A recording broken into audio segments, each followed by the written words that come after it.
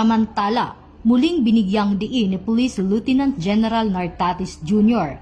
ang kahalagahan ng disiplina at respeto sa uniforme ng kapulisan kasunod ng pag-viral sa isyu ng maling paggamit ng PNP uniform.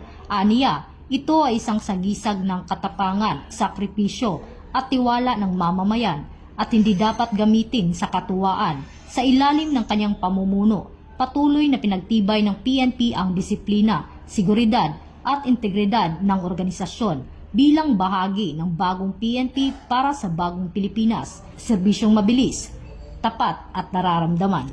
Sa ginanap na press briefing na pinangunahan ni Acting Chief PNP Police Lieutenant General Jose Melencio C. Nartatis Jr., tinalakay ang banta ng cyber attack at mahigpit na binabantayan ng PNP Anti-Cyber Group, katuwang ang Department of Information and Communications Technology.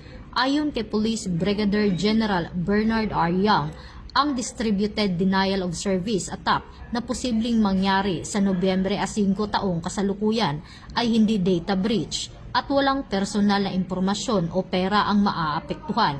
Hinihikayat ng PNP ang publiko na manatiling kalmado, umiwas sa maling impormasyon at makipagtulungan sa mga otoridad upang mapanatili ang kaligtasan ng komunidad.